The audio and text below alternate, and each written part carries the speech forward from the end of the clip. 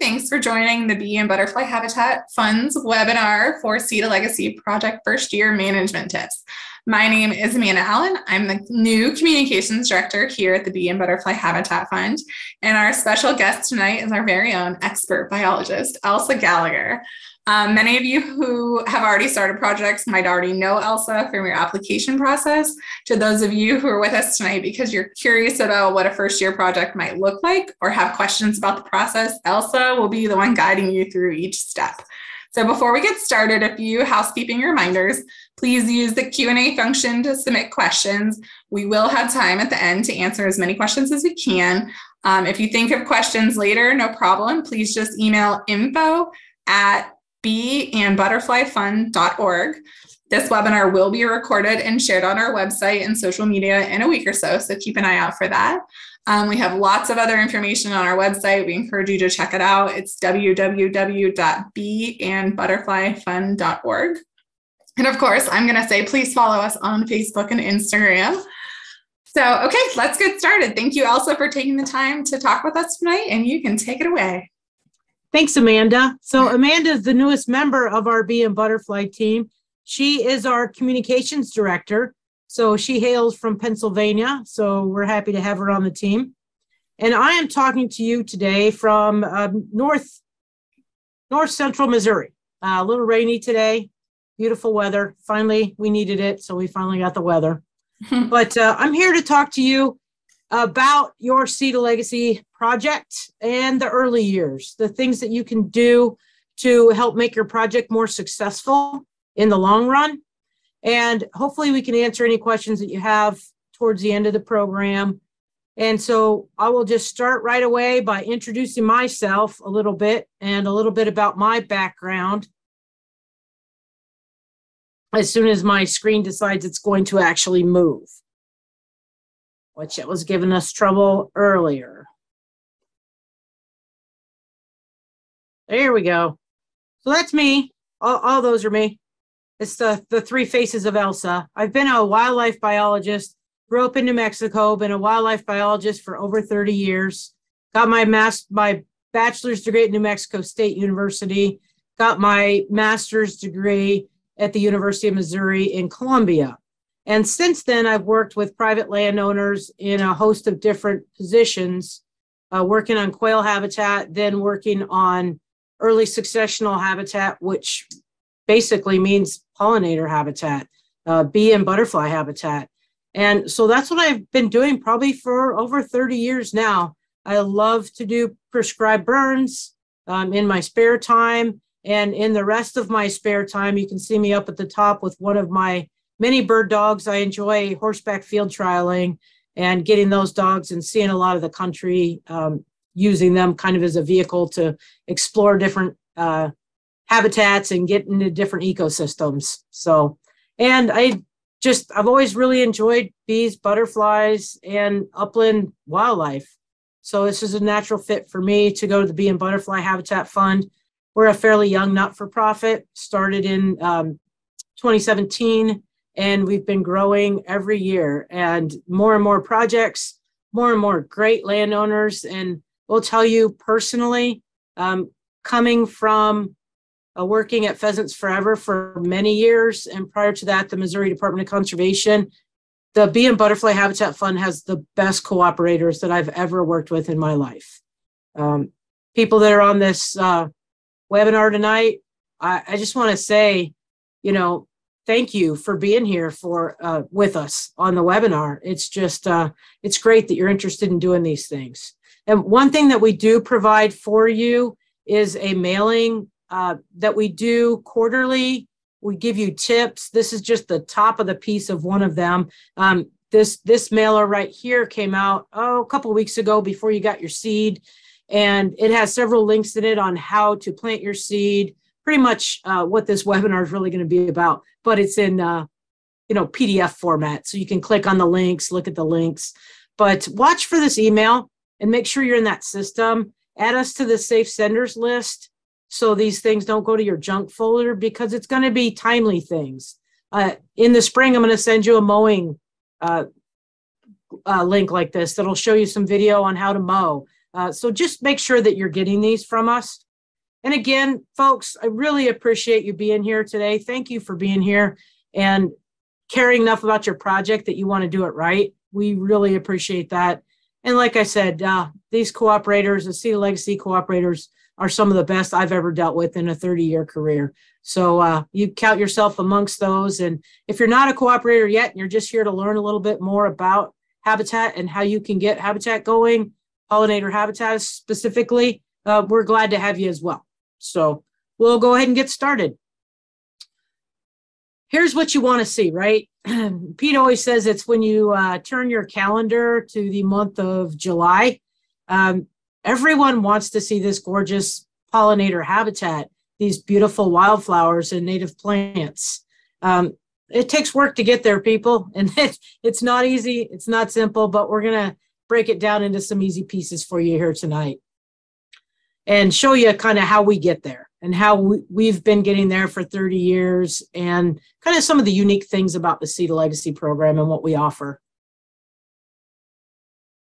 But I will, in the past 30 years of working with private landowners, I will tell you these are the 5 things that I have come up with that successful projects have in common.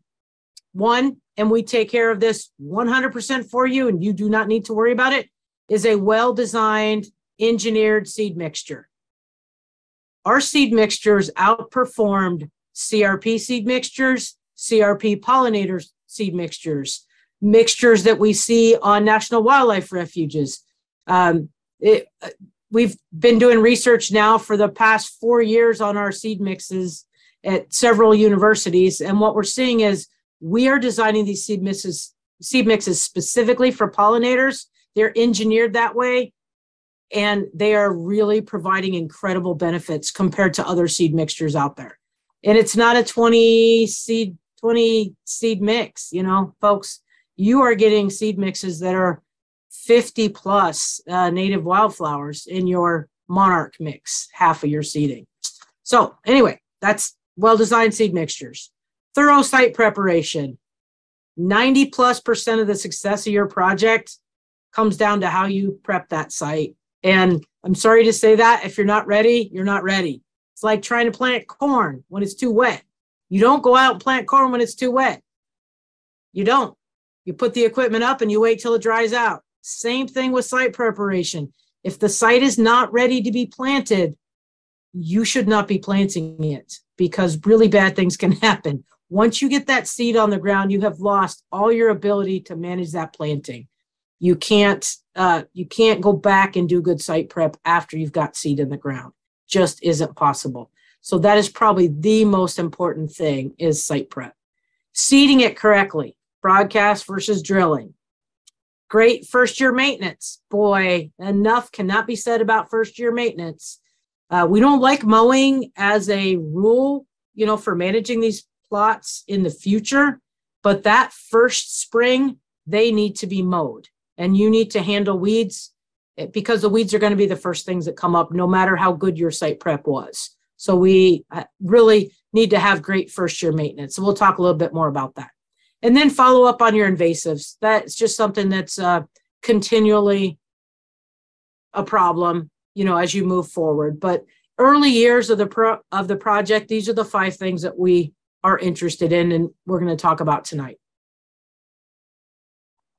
So I'm going to go through our seed mixtures for you and show you what to look for when you look at our seed mixtures. This is our Honeybee mix. Now I'm going to show you the 2 seed mixes from Missouri, because I had to pick a state, and since I live here and sit in that chair, I get to pick Missouri.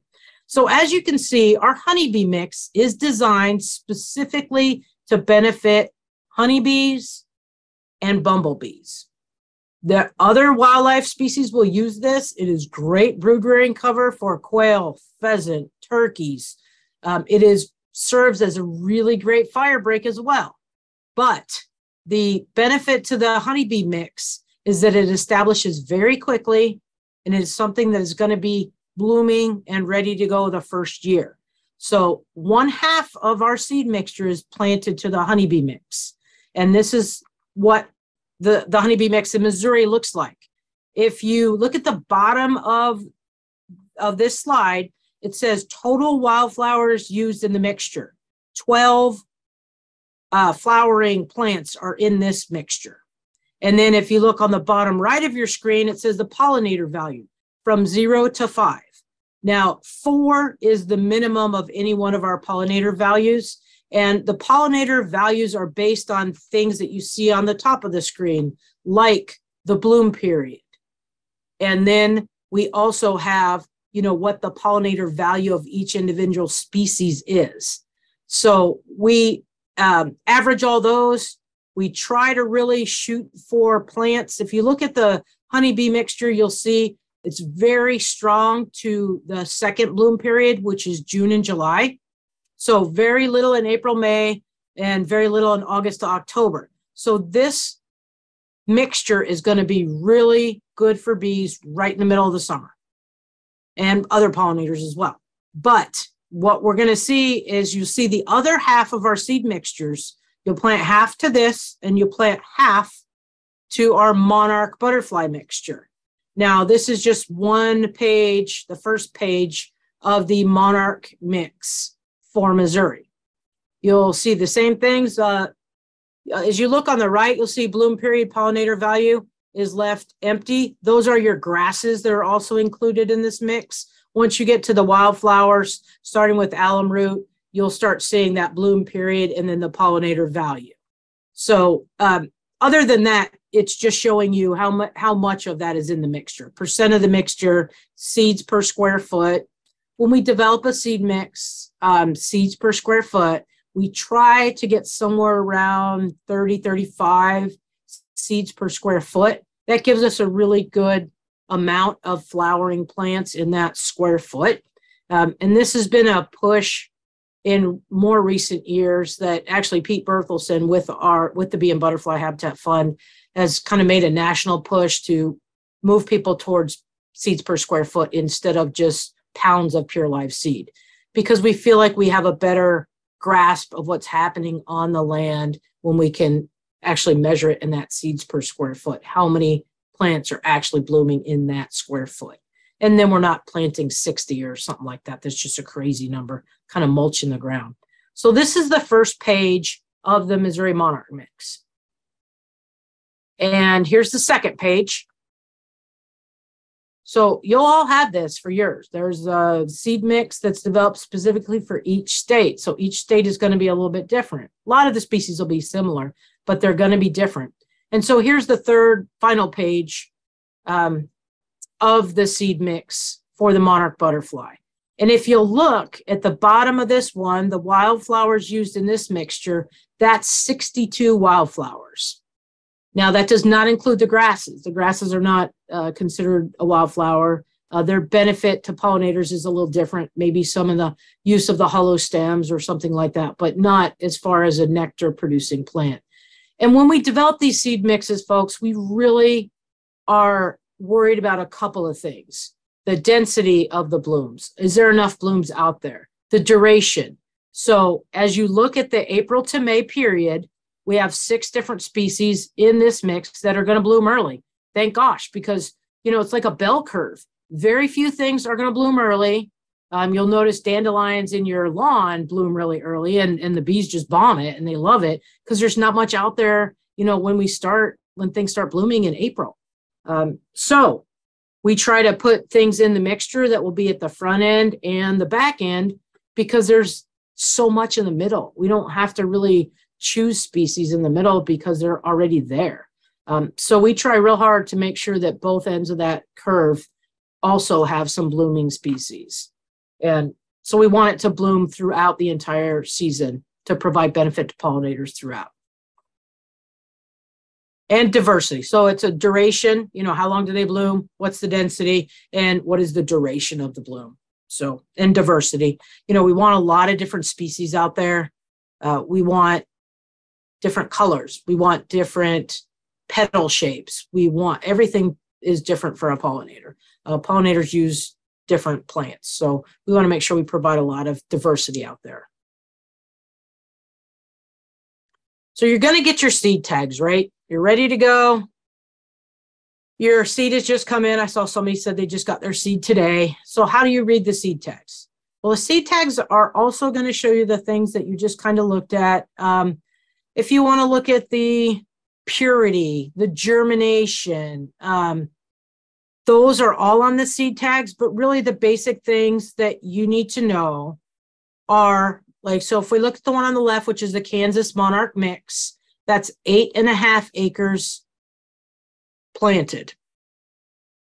So if you go down and you look at the total pounds provided, which is 70.3, you divide that by 8.5 acres, you need to plant this at a rate of 8.27 pounds per acre. Now, the honeybee mix is planted, this is a Wisconsin honeybee mix, at 9.28 pounds per acre. Now, those might all be a little bit different depending on how much filler they've added. They add a little bit of filler just so that seed can move a little bit better, and so that you can get it through the drill or get it through the broadcaster a little bit, a carrier we call it.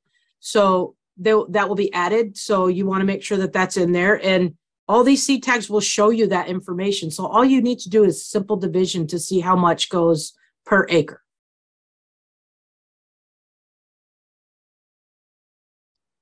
So once you've got your seed, you know how much you're going to put on per acre. We'll talk just a little bit about the site prep and how you've gotten there.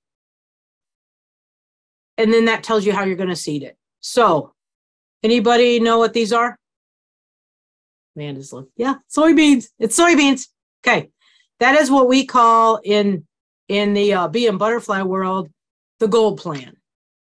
So what the gold plan does for us, if you can see that little dime down there, what the gold plan does is provide a lot of bare ground. Soybeans also fix nitrogen through the root system in the soil. So it provides us these two things, bare ground, added nitrogen, and it really gives a boost to the pollinator plantings. So this gold plan is one that we recommend to almost every landowner. If there's any possible way you can get soybeans put in, that will be your site prep.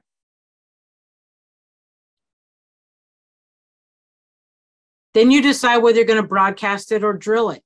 Those are the two options. There could be another option, maybe hydro seeding or something like that. We're actually doing that on one of our projects, but basically it's broadcasting or drilling. So this is a corn field. A lot of corn stubble out there. Do you think you could broadcast seed effectively over the top of that corn? Probably not, right? I mean, there's just way too much litter on there for that seed to actually make its way to the ground compared to what you saw with that soybean picture, where there's a lot of bare ground visible through that. So those are the questions you need to answer before you get ready to put your seed on the ground. So with broadcasting, you have to have ample bare ground. You can do a dormant or a frost seeding with broadcast. And I want to talk just a little bit about why you do a dormant or frost seeding with this seed mix. So the native wildflower seeds specifically need to freeze and thaw to break the seed coat. If you plant them in March, they are not, or April or May, they are not as effectively germinating because they haven't had that time in the ground to freeze and thaw and break the seed coat. So that is why we almost always recommend a dormant or a frost seeding. That can be done anytime between close to now. I mean, you want to make sure temperatures are right, but close to now, all the way up through January or even maybe into the beginning of February. I like to say I would like to have 30 to 45 days of freezing weather, of cold freezing weather in the ground. So for me, I'd like to get it in by January. So you need to calibrate when you use your broadcast seeder or estimate the rate. And I'm going to talk just a little bit about how we would do that. The caution when broadcasting is that downpours can potentially wash out the seed. We've had that happen on a few sites in Kansas, actually, where they don't get a lot of rainfall, but apparently it all came at once 2 years back. So downpours can kind of wash out that seed. So that could be a problem because it's not put into the seed, into the soil. Exactly. It's sitting on top to work its way down through the winter. Or you can drill the site. So you would drill when there's more litter. You can do that in a dormant or a spring seeding.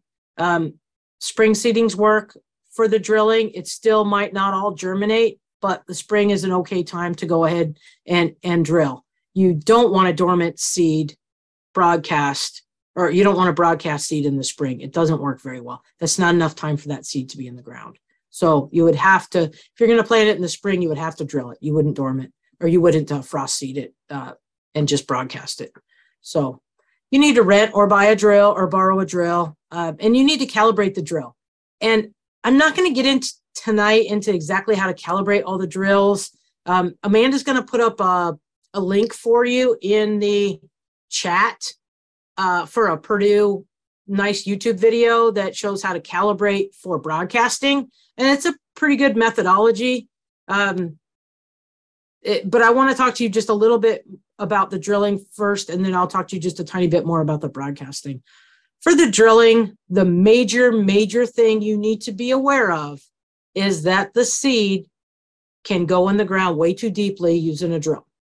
So you have to be very, very careful. And if you're working with someone and you've hired them to do this, and they say, I do it all the time, I know what I'm doing, a lot of times they're going to put that seed in the ground too deep for you.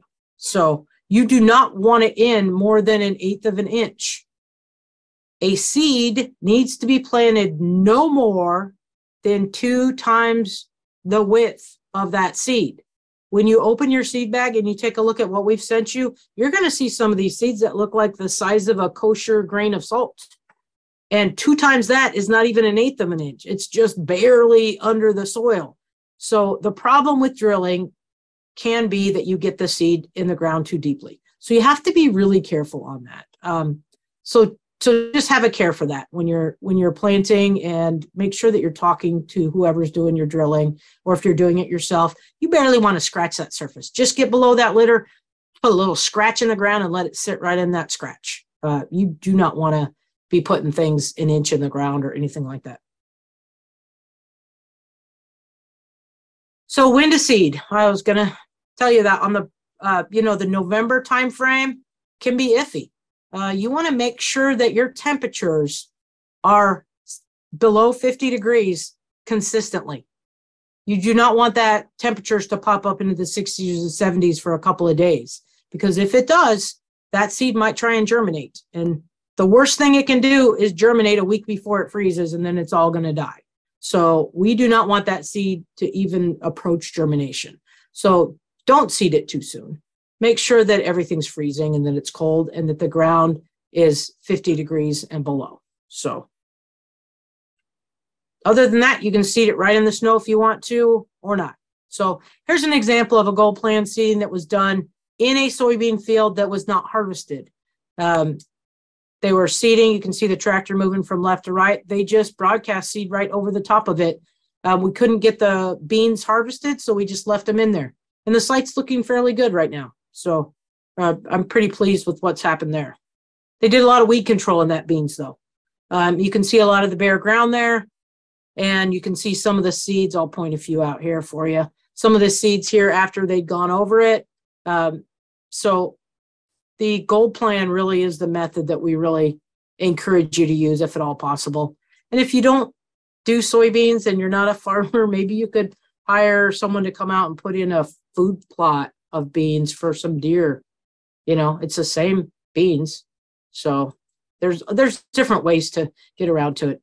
But when you plant your planting, I want to talk to you about the different ways you can plant it as far as logistics. Here's a 6-acre field. There's just an example. You can plant 3 acres of your honeybee mix in one chunk. You can plant 3 acres on the other chunk. And then you just want to separate them. The one thing you do not want to do ever is to mix your seed mixes. That does not work well. The honeybee mix looks great the first 2 years, and then it takes over your monarch butterfly mix, and you've lost your wildflowers. They get choked out. So that's one way to plant it. Here's the way that we encourage people to plant it a lot. And this is using your 3 acres of honeybee mix as a border around the monarch butterfly mix. Now, who knows why we use that as a border? Somebody put it in the chat. I know somebody knows why. What is one reason we would use this for a border? Well, kind of makes a moat. This is a planting. Jeremy Rhodes, cooperator in Michigan. He's with the Heroes to Hives program. So he planted the honeybee mix around the outside. And so this is a real live planting that he did 2 years ago. His house just sits right on the corner to the right here of this picture. But you can see the different color there of the kind of moat area there. And what I mean by moat is that works to keep out a lot of the grasses that want to come back in from the whatever was there before, a lot of the weeds that want to come in. Like we said, the honeybee mix is a little bit more aggressive. The clovers are a bit more aggressive. So it's going to keep out some things that you don't want to come in. And it also serves as a really great green fire break for you as well. So take a look at this. This is a green fire break out of the clover mix that was freshly mowed and getting ready for a prescribed burn. You can see on the right side and the left side where we've got the native mixes with the taller grasses. And this is the clover mix that's used as a green fire break. You can see that's not going to burn very easily. It just provides you a little bit of extra help when you're managing, if you use prescribed fire to manage your native planting, which we encourage you to do if at all possible, because it's effective and cheap and fairly easy. So we want to talk to you a little bit about management. Once you've got your seed in the ground, it's growing, things are going well. March, April comes along, things start coming up. You're wondering what it is. I will tell you what it is. It's probably annual weeds that's going to come up first. And so the first year, this management of your project this first year is critical. What we encourage you to do is to get a brush hog and mow this field 3-4 times over the growing season. You want to mow it to 10 inches tall. You don't want it to get up to 3 feet tall before you mow it to 10 inches tall. All that does is throw all of that litter on top of the baby seedlings that are underneath that are trying to set up their little rosettes and grow their root system. All your little baby wildflowers are just this tall right then. And they're just trying to get their root systems going. So you do not want to throw all that litter on. So I will give you my rule of thumb, and it made Amanda laugh, but here's my rule of thumb, people. We got thighs right here on the left. When the plants are thigh high, mow them to knee high. That is your rule of thumb. When they're thigh high, mow them to knee high. Keep it that way the first growing season. That is just an easy rule of thumb to follow. You're not going to negatively affect your natives, and you really help manage the annual weed population that you're going to have, because those annual weeds have been growing there for eons. They're going to come back first. That's just what they do. They take advantage of any sunlight and water that they've got, and they will just pop right up. So keep that in mind. Thighs to knees. Now, I wanted to show you this project. This was a first-year project. A lot of ragweed in there. It needed to be mowed, and it got a little past mowing height, so they left it, but it could have used mowing when it was about thigh high, right? We're just going to follow it. At this point, it's a little too tall to be mowed, and you run into that problem. Once it's too tall and you're going to just choke everything by mowing it, you've got problems, because then you're letting things seed out that maybe shouldn't be seeding out.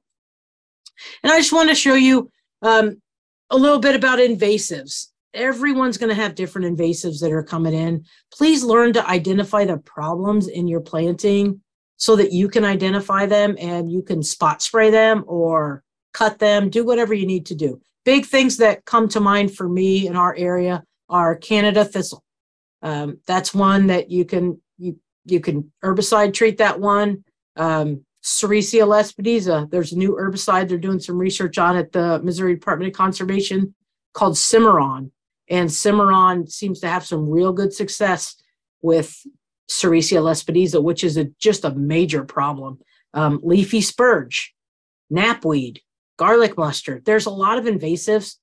Learn to identify them and we can help you with that too. If you'll send pictures and help us help you, we can help you.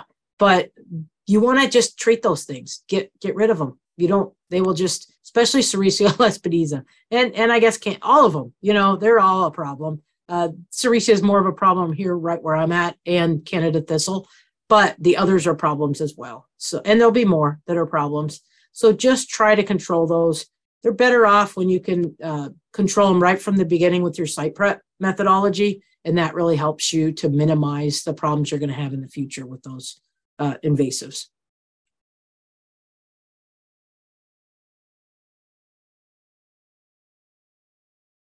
And I want to kind of bring this all together and just show you, before I go on way too long, just some photos of some of our sites. These are first-year project photos taken on a site in near Carrollton, Missouri. This is the honeybee mix. Can you guys identify some of the plants in there? I will help you. So there's some. We've got multiple clovers in this planting, but there's lemon bee balm, black-eyed Susan, and clasping coneflower. Those are all in the honeybee mix. And this site was doing really well as a first-year project. This is the same site from a little further off. You can see the yellow flowering. Black-eyed Susan's kind of in the distance. This is a beekeeper and his project that we helped him with. Here's a second-year project photo of a monarch planting in Minnesota.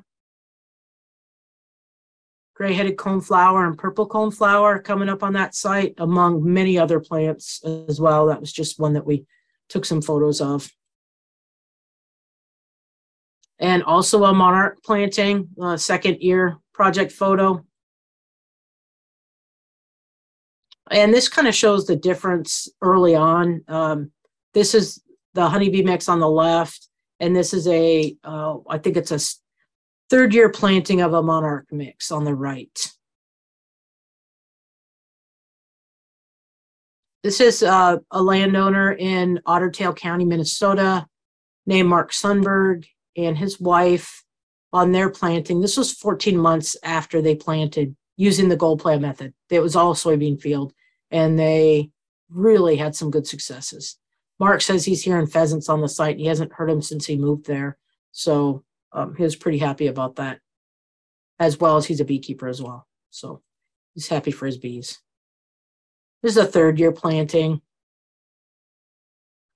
And then a third year as well, next to agriculture, following the gold plan with the soybeans. And a solar site. We're working on a lot of solar sites. There's a lot of different unique things about solar sites, but we're doing a lot of unique projects these days. Solar sites, corporate campuses, prisons, municipalities. We're doing a lot of different projects, and it's a lot of fun. So we just love to see these successes. And if you guys will follow those kind of steps, I think that, we'll find a reason to say yes to work with a project. You have a neighbor, a friend, someone else that wants to get with the program, or a city. We're happy to work with people. We try to find a reason to say yes and provide these multiple benefits on these sites, and especially with the solar, or really any of these other projects. We're doing some wastewater treatment projects. That's just a win for the community. So we're just happy to work with you on these projects. One thing that we do offer, and Amanda has either already put that in the link, I think she did, is our habitat establishment and management guide. It's 40-some pages of tips for how you can manage your project and how you get it established. And it goes through a lot of different things. It's a really great document, and it's available on the web with some live links to some videos and things like that. So try to provide some really good things for you to use as you move forward with your project. And this is what we all want to see. This is the end result of our program. We all want to see a site like this. It's just beautiful, and you can do it. You just have to work pretty hard at it early on and then kind of reap the benefits in the future of good site prep and good first year management, and get rid of those invasives and keep on top of it. You guys can have a site that looks a lot like that. And I just wanted to end kind of, we end a lot of our programs. We do a lot of these webinars with different topics, but these are the things you can do. Promote the opportunity for projects. Let us know, let your neighbors know, let your city know. You see a solar project coming in, let them know. If you have the opportunity to co-host a pollinator webinar, I mentioned earlier, Jeremy Rhodes, he had the picture frame picture of his site. He co-hosted a webinar for beekeepers with us. And that turned out really well. Distribute our flyers. I know we've got the apiary inspector is on with us, Donna, I think. And she says she tells people about us all the time. We are the best, littlest known secret. Nobody knows about us yet, but we would love to do more projects. And we're really excited about working with people to get great pollinator habitat on the ground. Amanda's working real closely with our gift that grows. When you have somebody that's retiring, or a memorial, or somebody's birthday, or you can give a gift that grows and, make a contribution that puts these projects on the ground. And that's kind of a neat deal. I've used that one. I think I gave Pete one for his birthday. He was 60, so I gave him $60 worth of habitat for his birthday. And then follow us on social media. That doesn't cost anything. We're on Facebook. Amanda's working on a lot of our other communications, but you can follow us, and that helps us, and share our information out with other people. Just spread the word. We need more word spreading going on right now, because we've got the finances to put more projects on the ground. So we've got a lot of good sponsors coming in now, and we're seeing a lot of really great successes. So if you guys can help us out with following us and the Gift That Grows program, and just distributing those flyers, inviting us, when we can speak or do a webinar, we're happy to do those kinds of things. So just let us know. I'm going to thank you guys again. Thanks for being here tonight and taking your time to listen to what we have to say about how to start your project and how to make it better.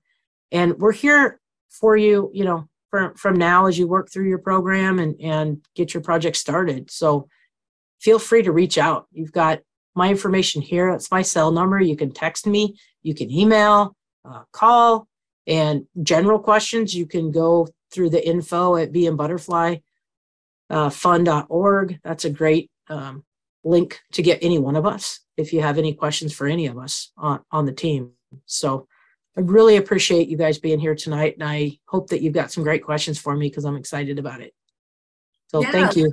Lots of great info. Thank you so much, Elsa. We're a little bit late on time, so you can stay and listen to questions, or you can wait for the recording. We will send it to your email since you were registered. So I'm going to remind everyone, hop in the Q&A section for questions. That's where I'm going to look for them. And I'm going to get started right now. John Peterson asks, once my soybeans are harvested, do I need to mow the stubble to a certain height? And I will say, John, you do not. What you want to do is have less litter on the ground. So just leave that stubble there. It's not going to get in the way of anything. It's not going to be a problem. Just leave it there and just seed right on top. Awesome. Matt asks, any seeding advice specific to wheat stubble? No, except, Matt, the same advice. If there's a lot of litter laying there, if there's a lot on the ground and you can't see through that seed is going to make its way to the actual soil, then you want to look at maybe drilling it. And that's a site-by-site decision. And honestly, I just want to bring this up, and Matt, for you and for everyone else, if you do have questions, it's really helpful if you guys send a picture or two with your question in the future, like when you're going to email me or text me or whatever. Send a picture, and not just a picture like taken, over here of the edge of the site, but take one like looking down at your feet so I can actually see what it looks like from above. And that helps determine whether or not you're actually going to have enough. It helps me to determine whether you have too much litter on there to be able to broadcast, or if you're going to go ahead and need to drill it or not. Another one, Matthew asked, can you talk about the process of converting a pasture to habitat? Yes, that's a good question. And it's good because it's one of the hardest things to do. Grass is the single most difficult venue for us to work in. It's really difficult because you have to kill it out completely. And so for us, if there is any possibility of you going in with a no-till drill and putting beans in and spraying, then we would encourage you to do that. It's just very effective.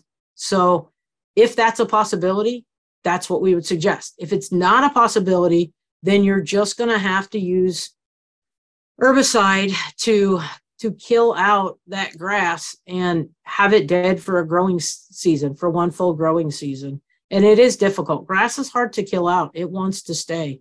I will tell you that the time of the year for your first spray is really important. And if you could actually spray, like I was spraying yesterday, we had a couple of hard freezes, and then we had 72 degrees this weekend, 72 and 78 degrees this weekend. I sprayed this weekend because with brome and fescue, you can really kill that stuff after the first freeze because it's not quite dead yet and it's trying to send everything to the root reserve. So if you can spray that on a really, really warm day after a freeze, you're gonna hit that grass really hard.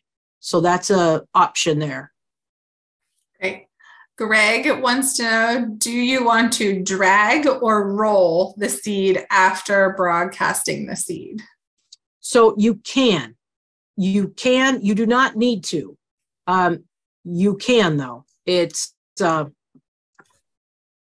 provides a little more seed to soil contact as long as you're not disking it up and creating more opportunity for the weed seed that's right underneath the surface to surface. Then you can do either one of those if you want to. We haven't seen much difference in success from harrowing or going ahead and rolling over the top. It does maybe provide a little more seed to soil contact if you roll. So there's no negative to doing it. Someone else says, what sort of prep should I do to a lawn of Kentucky bluegrass? Same thing. Kill it out completely for an entire growing season before you plant. If it's a small lawn and you want to do something like solarizing it, and you maybe if you didn't want to use herbicide or something like that, you could try that. But if it's a larger piece and you want to, use herbicide, then I would just say, just glyphosate works well to kill grasses, and you could use that. But you want to kill it for an entire growing season. Make sure it's dead, good and dead, before you go ahead and plant. And the problem with going into turf grass after is there's usually not a lot of good seed to soil contact, so you might need to then drill into that or keep it dead longer and get rid of the thatch. You just have to have really good seed to soil contact, so that's a problem with existing grass. I think this is very similar to Becky's question. She's just finishing her first year and wants to know, is there a good time to spray Johnson grass? All these fancy grasses. Yeah. Johnson grass is a bad one. It's a little known fact. It actually is toxic to horses. So I know that because as you saw earlier, I'm a horse person. There's not Johnson grass is really invasive, so it's really a problem. I would spray it early, and I would stay after it. Any of it don't let it seed out, because that's just a major problem. And once it's in the seed bank, it's going to continue to keep coming for a while. So just continue to get that while it's before it gets to the boot stage. Get it when it's below your calf. Bruce has a specific example, but it could be good for others. He says, I drilled my mix this past spring into wheat stubble, mowed 3 times this summer, having trouble with it, covered in annual grasses. When should I panic? Are there options to reseed or maybe a fall broadcast? So I would not panic at this point. Because it's going to take, we say with these native plantings, the first year it sleeps, the second year it creeps, and the third year it leaps. You will not see these wildflowers like behind me in this picture. You're not going to see those till year 3 or 4. I would not panic now. What I would do is think about, and I don't think you're opposed to it, I would think about maybe a spraying of clethodim. And that is one like a little video that Pete has through Conservation Blueprint on clethodim spraying. And it is a grass selective herbicide. So it is only going to affect the grasses. And it's very effective in killing the grasses. Now, we'll kill the grasses that we sent you as well, but we didn't send you a lot of grass in there. Pollinators don't use a ton of grass, so most of what you've got is annual or perennial wildflowers. So I would look at a clethodim spraying if it was at a level that you can't live with. Yeah. Brian's question is similar, but I'm going to read it. It says, unfortunately, mine looked like that ragweed picture this year, year 1. Should I follow 3 to 4 mowings next year, which is year 2, to basically start over? He also plans to be spraying after the first hard freeze. I think that's a good Okay, one. Spraying for the grasses, yes. Okay, yep. Yes, spraying after the hard freeze is not a bad idea to get rid of the grasses that are in there. On top of that, you could use a grass selective herbicide instead of just glyphosate, like clethodim. So that would only affect your grasses in case anything was still there. But I doubt any of your natives are going to still be alive. They're senesced by now by the freezing weather.